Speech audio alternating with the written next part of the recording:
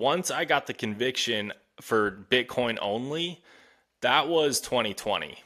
That was the pandemic, if you want to call it that. Um, so that's when I realized like it really clicked and I went full Bitcoin mode because I was like, none of these other cryptos matter. Like, why am I even investing in these? And I was like, the money printing was insane. The government overreach was insane. And I was like, this is why Bitcoin was built.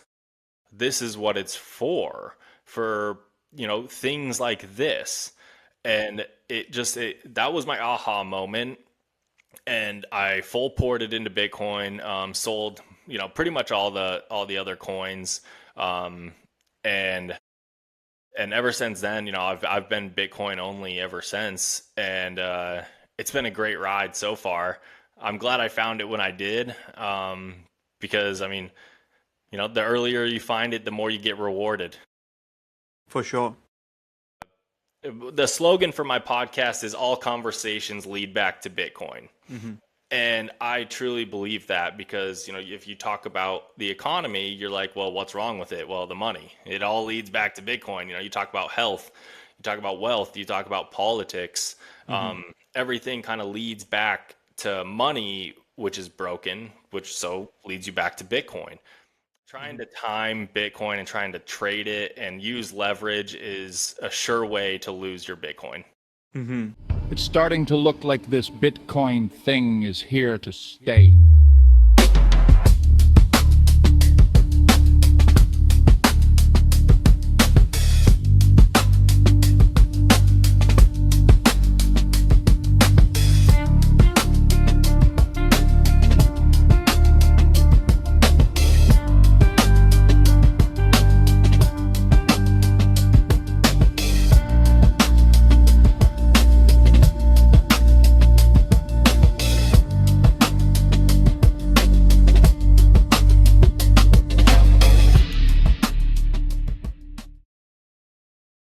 Welcome to the Why Bitcoin Wins podcast, sponsored by Beaver Bitcoin, your best non custodial Bitcoin exchange in Canada. I'm your host, Shravan Jhangiani. Today I'm joined by Vince, host of the Bitcoin broadcast. Vince is someone who is truly putting in the work to grow Bitcoin culture, showing up every single day. This conversation is about Vince and what it really takes to build Bitcoin media, Bitcoin communities, and conviction in Bitcoin. Welcome to the pod, Vince. Awesome. Thank you so much for having me, man. I appreciate it. 100%. Thank you for joining. Yeah, no problem. Cool. So, Vince, I think, the best place to start is your origin story.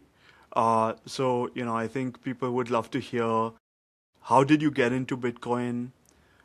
Before the Bitcoin broadcast, you said you've been doing the Bitcoin broadcast for 4 months and you've done 30 something episodes. But before that, what was your personal aha moment when you actually figured out what Bitcoin is? And yeah, just go into the story of how you got there. Yeah, absolutely. So I learned about Bitcoin back in 2017 is when I first heard about it. I was working an office job in Colorado, and I had a lot of spare time. And so what I was doing was I was trying to learn how to trade stocks. And so I took a little mini course on how to trade it. And of course, if you remember in 2017, Bitcoin went from like, $1,000 to like 20K. Mm-hmm. And so that every time you turn on CNBC, Bitcoin was talked about. And I was like, I don't even know what this thing is, but I'm going to start buying it like a little bit. And so I put like, $50 a month type thing into Bitcoin. No Okay. idea what it was. I did Mm-hmm. that for about a year. And then as I was learning about stock trading, I quit my job and my dad, I started to work with my dad doing hardwood floors. And he was like, I want to learn about stock trading too. Like, let's do it together. And I was like, okay.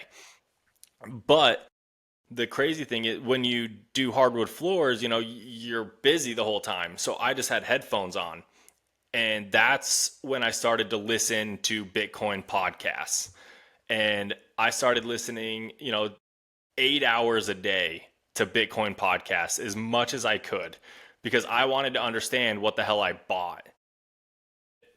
I didn't even care about price. I didn't know about price. I was just like, whatever. And I consumed Was this so. before the high of 2017 or was this after the 2018 crash? So this was in like 2018, 2019 is when I was consuming as much Bitcoin content as I could. So I was buying for like a couple months in 2017, late 2017. I was buying around 13 to 15K kind of, and then didn't I just kept buying like $50 a month because I was pretty broke. I didn't have much money, man, and so I was not buying a whole bunch. And then I started learning about Bitcoin in like 2018, 2019, and that's when I was. Of course, I went started listening to like crypto podcasts though too, and so I was learning about like Solana, or I don't even know Solana. Yeah, Solana, Ethereum, XRP. I was learning about those too, and so I was investing in all of it, and so I was gambling with the shitcoins, Hmm. uh, which was fun. But man, once I got the conviction for Bitcoin only, that was 2020. That was the pandemic, if you want to call it that. Um, so that's when I realized like it really clicked and I went full Bitcoin mode because I was like, none of these other cryptos matter. Like, why am I even investing in these? And I was like, the money printing was insane. The government overreach was insane. And I was like, this is why Bitcoin was built. This is what it's for, things like this. And that was my aha moment, and I full ported into Bitcoin. Sold, pretty much all the other coins, um, and ever since then, I've been Bitcoin only ever since, and it's been a great ride so far. I'm glad I found it when I did, because I mean, the earlier you find it, the more you get rewarded. For sure. You get at the price you deserve, right? Yeah, yeah. So 2020 post-pandemic, say March, April, May, like what was the timing of you saying, okay, this is, you know, 100% of my portfolio and this is what I'm going to focus on moving forward? Oh, I remember it was literally in March, Literally March. March of 2020. Yeah, Bitcoin's at 6K, 5K, it was at 3,500. Uh, 3,500. Okay. yeah, so I That's great. remember, I remember sitting on the couch. My wife and I just got back from Italy Hmm. because we were in Italy right when the pandemic was hitting Venice, and so we flew back on one of the last planes that they were allowing from Venice, back to the United States, and we got back, and all this craziness was happening. And I remember Bitcoin being, at like 6 grand or something. And it dropped down to like, 5 grand and then like 4,500. And I remember telling my wife, I was like, if it drops down to $3,000, like we had, I think, $4,000 or $5,000 in our bank account at the time because we just got back from vacation. And I told her, I was like, if it drops to $3,000, I'm buying a full Bitcoin. I don't care. I'm doing it. And she was like, oh, I don't know, like that's a lot of our money. That's our savings. And Hmm. it hit 3,500. So I didn't buy the full Bitcoin because I Hmm. told her 3 grand. And so anyway, that's when it hit that 35,000 or 3,500 mark. That's when we were like, I told my wife, like, we're gonna buy Bitcoin every month from now on. Like, we're going full in. So when it hit that was our go time, and we started buying as much as we could every month, and we haven't really stopped. But yeah. That's powerful. What do you attribute to figuring out? that dollar cost averaging was the way. Because even as early as 2017, you said you were doing $50 a month. 2018, you're learning slowly. What was that catalyst for you to understand dollar cost averaging is the way, and holding is the way, and not selling at the 2021 high, etc. Well, I definitely I have to attribute that through the other podcasts and the other Bitcoiners that were producing content at that time. Um, I don't know if you know like Peter McCormack, Robert Breedlove started. He had his podcast going, and now Danny Knowles runs that podcast of What is Bitcoin. And so those were the podcasts I was listening to, and they would have just these amazing guests on. I didn't even know them at the time, but he would have like Odell or Jack Mahler's on, and people I had no idea who they were, and they just had this conviction, and they were like, "No, you buy Bitcoin and you don't sell it." Right. And so I got conviction through them, learning through them, and the dollar cost averaging was an easy choice because we didn't have a lot of money. Right. So when you're living paycheck to paycheck and you only can invest, X one amount. Right. one to 500 a month kind Right. of thing, Mm-hmm. you can't like sell, your house to go all in. And so yeah, I was dollar cost averaging. I was trying to buy as much as I can. I always set little goals, even from the start. I was like, I want to get to point one, and then add a point zero one to that, and then you want to. I was just setting little goals, so I didn't even really understand that I was dollar cost averaging. It was more of like I want to invest as much as I physically can into Bitcoin. And Mm-hmm. then of course as, time goes on, 7 years later, 8 years later, I was dollar cost averaging the entire time. But yeah, I mean, hindsight, I couldn't have done it any different unless I took on risk, and maybe got a Leverage. loan, yeah, leverage, and I wasn't prepared for that, and I'm glad I Sure. didn't. I'm glad I didn't do that. Trying Mm-hmm. to time Bitcoin and trying to trade it and use leverage is a sure way to lose your Bitcoin. Mm-hmm. For sure. So you mentioned a lot of different people. Would there be one particular person who you would say this person orange pilled me, or this person was the most important person in my orange pilling journey? Peter McCormack. I know Okay. he's controversial. Some people don't like him. They call him a lot of names. Whatever. I don't care because that dude orange pilled me, man. Um, he started his podcast, and I I probably would have found another one if someone else started it, but he was the one that had on the guests that I could relate to and that like made, sorry, there was a bug, and and they were the guests that I related to, Mm-hmm. and they were the ones that spoke in a way that I could understand Bitcoin without talking about technical things.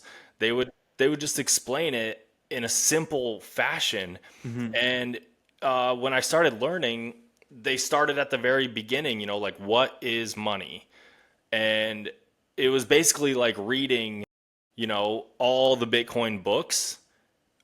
I just learned it over the course of a year of listening to podcasts, listening to people like Lynn Alden come on and talk about it, and listening to these people. But Peter McCormack was for sure the one who orange pilled me with his guests on his podcast. Because if he didn't do that, I don't know who else would have, but it was for sure him.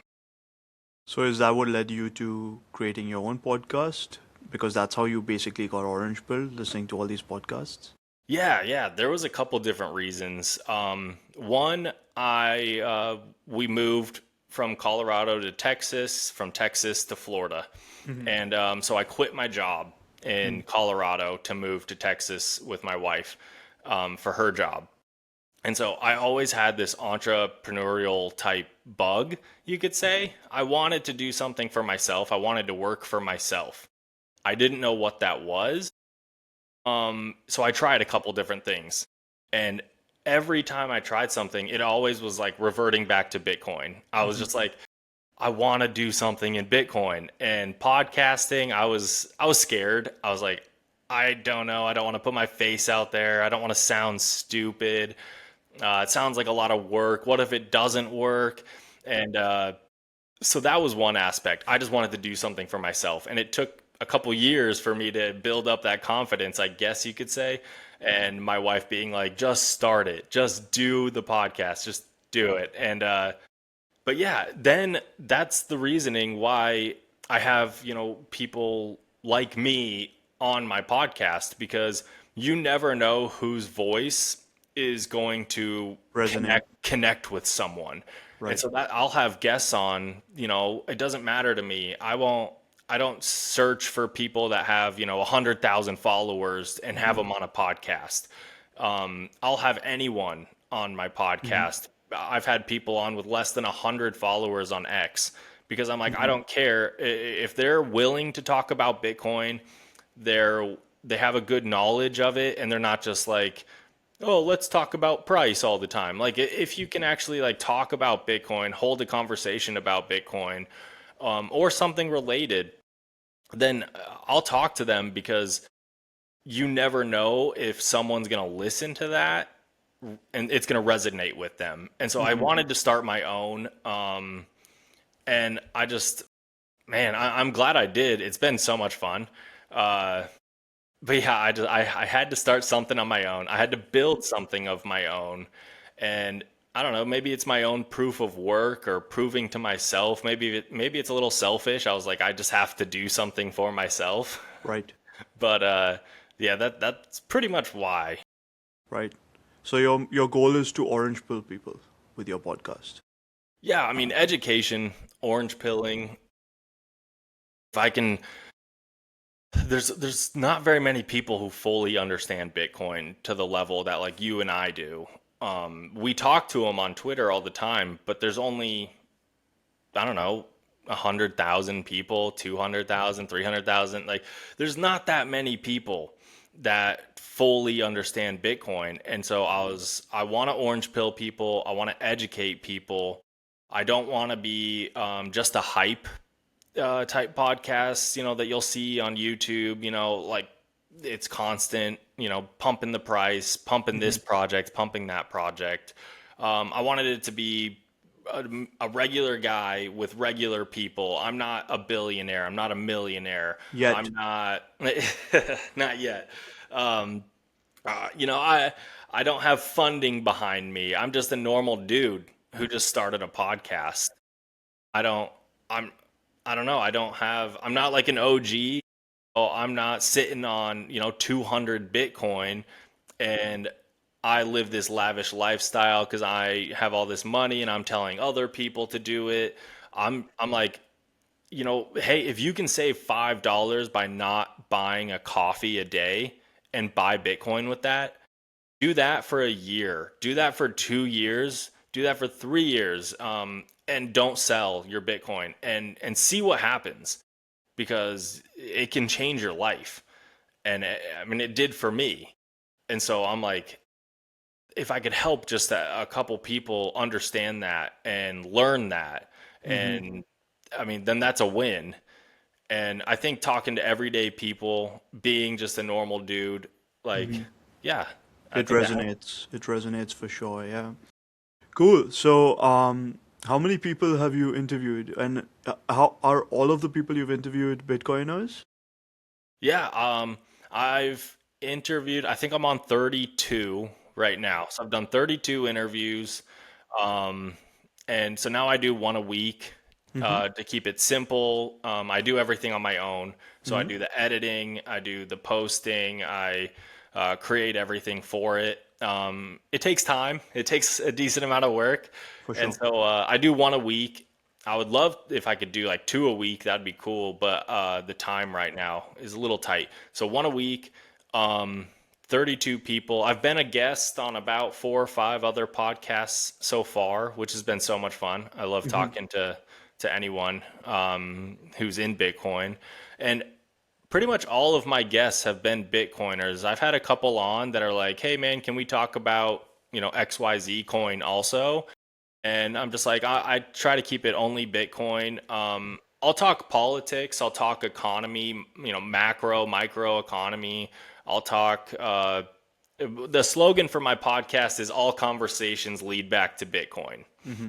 And I truly believe that because, if you talk about the economy, you're like, well, what's wrong with it? Well, the money. It all leads back to Bitcoin. You talk about health, you talk about wealth, you talk about politics. Mm-hmm. Everything kind of leads back to money, which is broken, which so leads you back to Bitcoin. But Bitcoin fixes everything.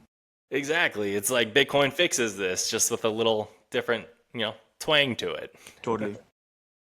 So, what patterns have you noticed with, 32 interviews?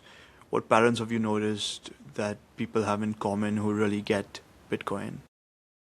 Um, the most common is I think the optimism people have. Uh, Without Bitcoin, I think the world can get dark, and it can be yeah. There's not like that much hope if without it, because if you think about the future and where we're going, um, it can get dark kind of quick if you watch the news. If you Mm-hmm. go down those rabbit holes, it's not a good one. And so Bitcoin, a lot of the Bitcoiners I talk to, they're all like hopeful for the future. And I think the biggest thing that I've noticed with Bitcoiners is they all want to improve themselves. It's like the coolest thing. They're all like, I quit drinking, which I did too. I was like, I quit drinking. And then, they're quitting nicotine, which I have not done yet. So sorry. And then, people are like, I stopped smoking weed. And then it's like, man, and then I changed my diet. And they literally went from, eating Cheerios and, Pop Tarts for breakfast to now they eat 3 to 5 eggs. And then their dinner is, uh, steak. It's ingredients that are healthy for you. And they're like, I feel better. They take care of their sleep. They sun. They go into the sun and they're like, this is great. They change their lifestyle and they're happier. And so like it's weird. It changes you as a person. And that's like the most common thing I see is people are able to do the things they want to do, Mm-hmm. and I don't know if it's because of the money or because they just change their schedule to do that. You always have slots in your day. And if you don't fill those slots with things you want to do, if you don't go to the gym, if you don't purposely go to the gym, if you don't purposely go outside, Mm-hmm. work will consume you and you'll stay inside. Right. um, you have, and Bitcoiners find a way to do the things that are most important to them, and they put those priorities first, and then they seem to always get the work done too. So you get your work done, but you're also a better person. You're more productive, Mm-hmm. and it's awesome to see these people evolve from being, maybe depressed or, that they were like, I don't know what to do. And then now they are happy and they have hobbies and they do all these things and they, are focused more on their family of being a better father or better mother. They go to church. I mean, I don't even care if you're religious or not, but, they do things that matter to them and Mm-hmm. to their families. It's so cool. So, Bitcoin gives you hope, and then because you have hope, you now focus on living a better life because you know you'll have money to I mean, some not necessarily the money. The money is like the a bonus. right. Because if Bitcoin went down, Mm-hmm. no one would buy it, right? Like if Bitcoin topped out at 100K and went down for the next 20 years, Mm-hmm. no one would buy it because you're just losing money. So Bitcoin has to go up, but it's programmed to go up. So once you understand Math. the math behind it, you're like, okay, I know it will go up in the long term. And so the more energy and money I put into Bitcoin, the wealthier I will get. Mm-hmm. And your money, sustains its power, its purchasing power. So if you know you're going to be wealthier in the future, Then you you want to want be fit and you want to be healthy. Yeah. to, Right. exactly, you want to Right. be the best version of yourself that you can be. Mm-hmm. And without that, there's no reason to try because then you're just kind of focused on, you Putting know, food on the table and yeah, yeah, grinding and living paycheck to paycheck and what have you. Right. exactly. So, Vince, you're very active on X. I think you've been even more active on X lately. Every time I open the app now, I see something from you. Maybe it was because the algo knows that I was going to interview you, uh, but I have been getting a lot of your posts and replies, and I've been seeing those. You have 4,800 followers, which is no small feat on X. I know firsthand because I just, find it very, very difficult to grow my followers. Um, so that's super cool. What has your experience been on Bitcoin Twitter? What are the vibes that you're feeling these days? And what's your general approach that got you to this level of success? I mean, Twitter's interesting because I joined Twitter way back in the day, Hmm. and I never posted anything. I was just a lurker. I just watched what other people posted, and then about six months before I decided to start the podcast, that's when I made my account Hodl Florida, and I wanted to be anonymous, and obviously that's changed. But I started out as Hodl Florida with just a picture and of a Bitcoin symbol type thing, and I just started connecting with people in communities like the Bitcoin Army and stuff. I started posting my own thoughts around Bitcoin, and it wasn't anything crazy, because that's still what I do today. I don't post anything like outlandish. I mean, sometimes I'll be very sarcastic. Um, I enjoy it.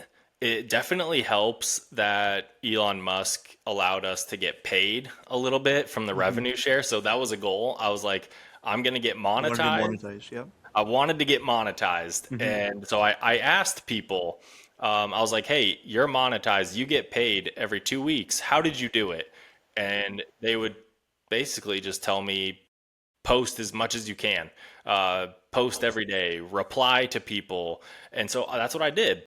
And I started talking to other Bitcoiners. The big accounts are tough because a lot of times they don't reply to you. But if you can, apply yourself and put yourself out there and talk to other Bitcoiners, because there's so many of them on there, and have conversations with them, build a relationship with them. Like some of them I would consider good friends now because we talk pretty much every day on X, whether it's in DMs or commenting on each other's posts. Once you build, a base of a couple people that you constantly talk to, the following kind of just comes naturally. You'll notice that in a bull run, when Bitcoin's going up, the engagement goes up too. For sure.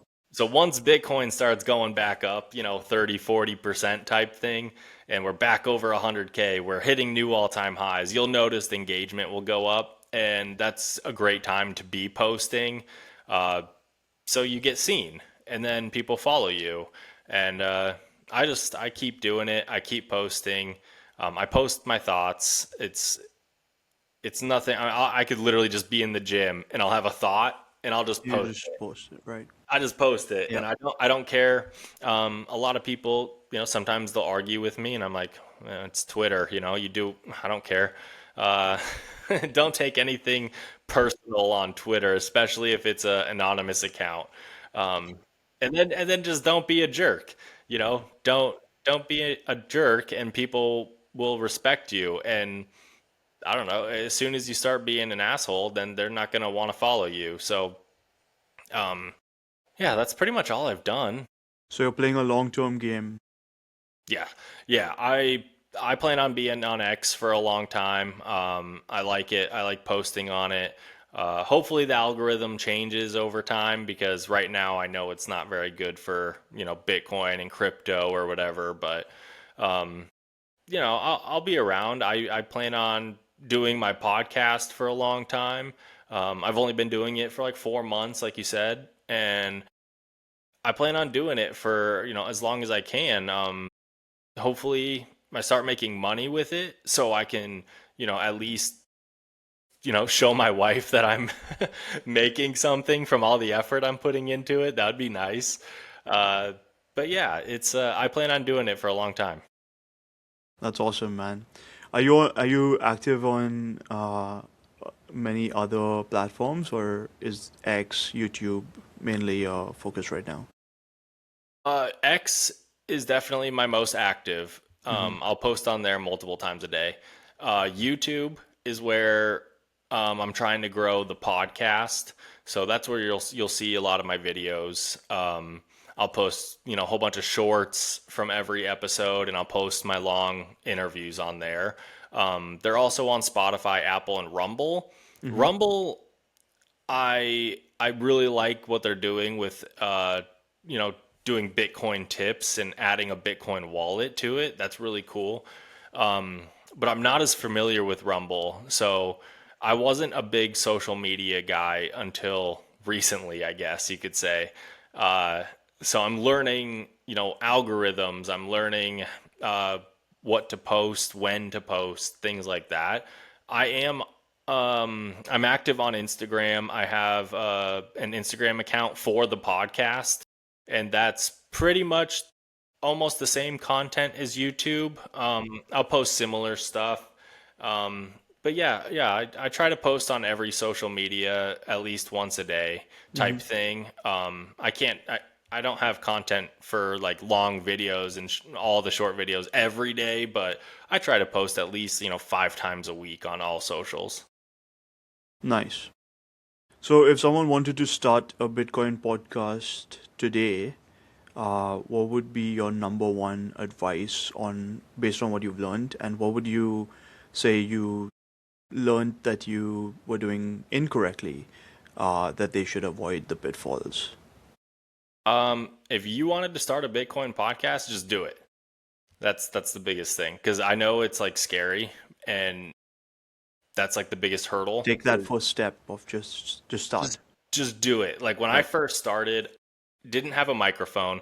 Mm-hmm. I didn't even know how the camera would look or work. I had never done this before. I literally just asked Michelle, if you know her from the Bitcoin Army. She was the Yes. first person I interviewed, and I just asked her. I was like, "Hey, do you mind being a guest on the podcast because I'm gonna start it and I would love to talk to you.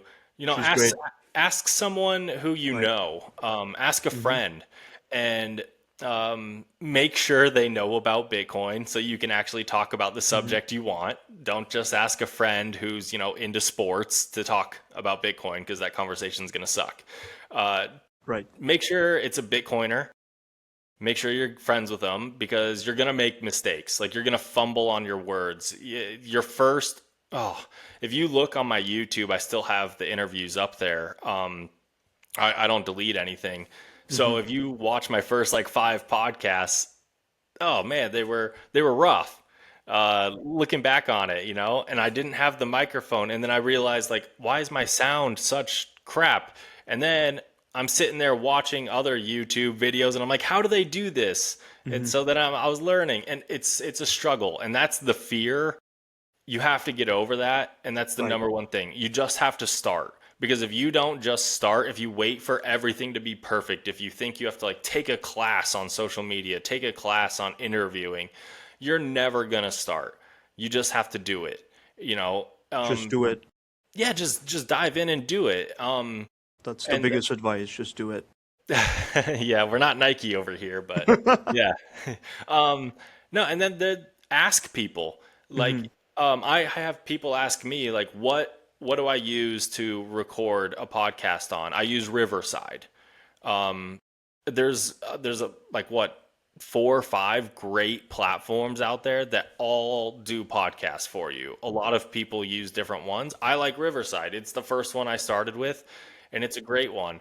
You can do like all your editing on it. You can add music. You can add an intro. You can do everything on it so far that I've noticed, and it's great. And then just ask people because they're willing to help you. There are other small podcasts like mine. I've noticed since I started mine, other podcasters seem to like kind of surface, It's kind of weird. You start it and then like other people are like, "Hey, I have a podcast too." And I was like, "I had no idea you had a podcast." And then it's like and they're willing to help you. Like I don't have time to like walk you through like step by step. I'm not going to like edit the video for you. But Right. there's resources out there. Like I can tell you what I use. I can tell you my process, and then I can tell you, hey, if you want to learn editing, just literally go onto YouTube and be like beginner's guide, beginner's tutorial on how to edit on Riverside or CapCut or whatever. And there's, 10, 15-minute videos out there of people literally walking you through how to do it. For And sure. so you have to start is number one, and then you'll figure out the stuff as you go. And each time you do it, you'll get better and better. Mm-hmm. Because if you don't take the first step, you won't ever start. If you wait till you're 100% ready, you'll never be ready. 100%. I can totally relate with everything you're saying. I started on Google Meet. I did the first two there, where I interviewed Aubrey and Miguel, the Bitcoin Sherpa, on Google Meet. And then we switched over to Riverside, and you were my fifth interview ever. So we're now doing Riverside. I just got this mic. Uh, Yeah. very, very, very cheap mic, but it seems to be doing the job. It's Yeah. JBL, but it's only like $50. So Yeah, exactly. I don't even remember how much my mic was, but my wife ordered it on Amazon because I was like, I really need a microphone. We were sitting there doing research. She's like, what about this one? I was like, just order it. I think it was like, yeah, like 40, $50. And it it makes a plugs huge difference. Yeah, it's great. And Yeah. it doesn't cost a lot of money to get started. Like you don't need a lot of capital to get started. Hmm. It's frustrating because yeah, you have to pay for, a yearly subscription to things. Um, but if you want to start a podcast, like you're not investing like tens of thousands of dollars. It's literally less than $500 to get started. Right. 100%. So 5 years from now, what would you hope that people say about the Bitcoin broadcast? I hope that they say that they learned something, like they learned a lot. Like I hope people are like, I think there's so many people still to be orange pilled. I hope my podcast in 5 years is a podcast where I'll see someone post like, "Hey, where can I learn more about Bitcoin?" Someone comments Vince or the Bitcoin broadcast. That's what I hope. I would love for it to be a place where people they can come, they can listen, and then they can DM me and ask questions or hit me up. Because I try to answer every DM or everything on X. It gets tough sometimes, but I Hmm. try to be that guy that will answer everyone. That's what I hope it is in 5 years. You never know what will happen, but that's the goal. I just want to grow it. I want people to be able to reference it and come to it and you know share episodes from it and be like this one orange pilled me or something like that. Hmm. So you guys all heard. You can DM Vince as much as you like, and he will answer all your questions. So Vince, what are you most excited about building in 2026? Is it mainly the podcast, or are there other things that you also want to do? Yeah, I mean, my podcast is the number one thing I want to grow. I want to grow that on YouTube. If it grows on Spotify and Apple or whatever, I have no idea how those grow on there. I'm I'm focusing on YouTube, but I post them on those. So I want to grow the podcast in 2026 to as big as I can possibly get. Um, like I said, I'm not making any money from podcasting, so it's all on my own time, Hmm. and I spend a lot of time doing it. So I would love to be able to make some income from it. Um, have a sponsor or something. I've been lucky enough to be an affiliate. Like people have reached out and they're like, hey, we'll give you a link. And if someone buys through your link, you get a commission type thing. And I'm like, that's great. What a start. Like I've only been doing it for, 3, 4 months and I have affiliate links. So yeah, that's my goal in 2026 is um, build the podcast, and I want to get as healthy as possible. Like, I know it sounds like bro-ish, but I want to get as ripped as possible. Love Like, that. I want to be jacked. I've never been like jacked. I've been Right. skinny. Right. I've been super skinny. I've been kind of fat, and I want to get jacked. And so that's my goal. Nice. Love Yeah. it. I wish you all the best for both of those massive goals. I think you have, all the tools you need to get there. And that sounds like an exciting 2026. So Vince, those are the end of my big questions for you. Like those are the big questions that I had for you. Thank you for going so in depth and answering. Now, we are in my favorite part of this show, called the rapid fire round, right? And so this round is going to be, I'm going to ask you questions, and you can answer with one word or a short sentence, but it needs to be rapid fire, right? So it needs to be quick, and it's like the first impulsive thought that Okay. you can come up with. Okay, so are you ready? I'm ready, man. Cool, let's go. Okay, who is your dream guest on your podcast? Michael Someone Saylor. you, Michael, love that.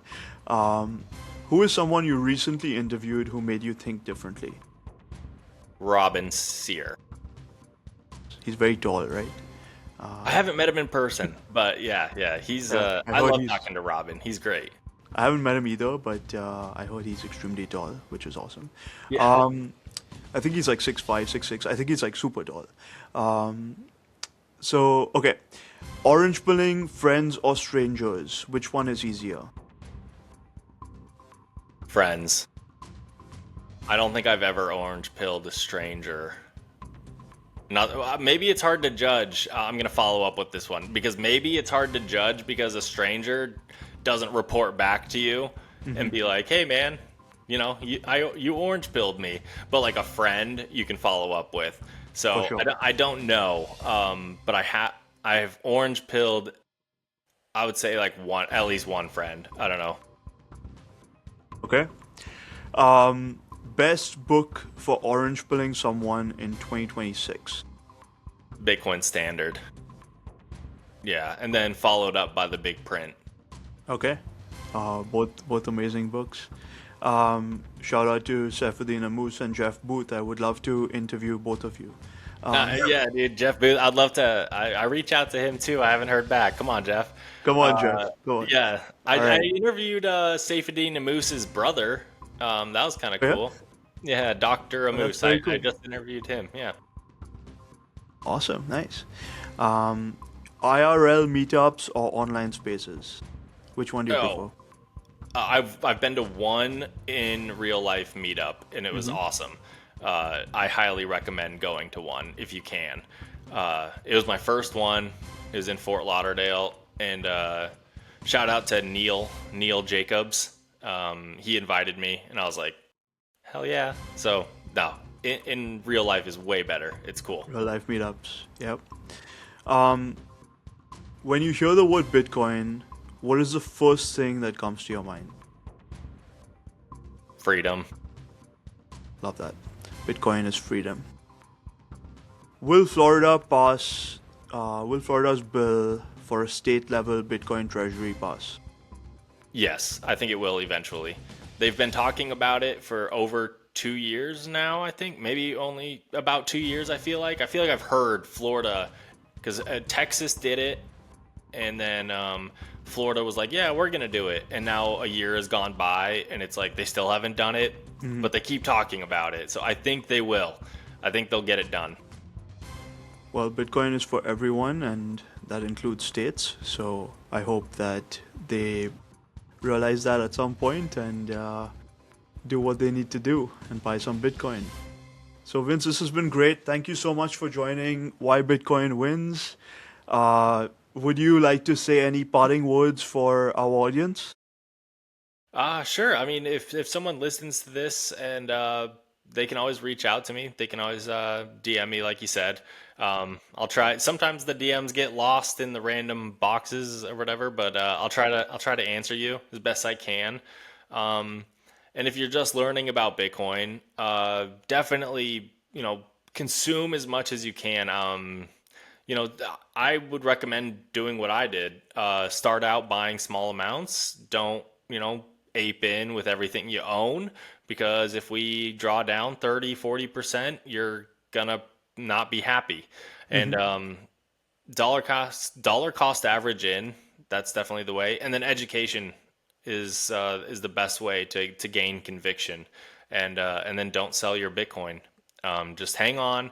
At least give it 4 years. Invest slowly over 4 years and hold on to your Bitcoin. Don't sell it.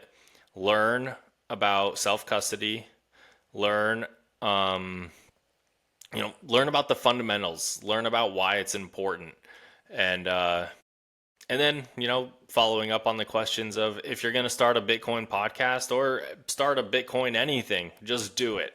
Um, you know, you don't have to go crazy. You don't have to try and raise, $1 million to do it. You literally can just start with anything and just take the first step and do it. Love it, Vince. You have some amazing advice, and I love your overall approachable vibe. I think people can learn a lot from you. Thank you for joining Why Bitcoin Wins. Awesome. Thanks, man. Thank you.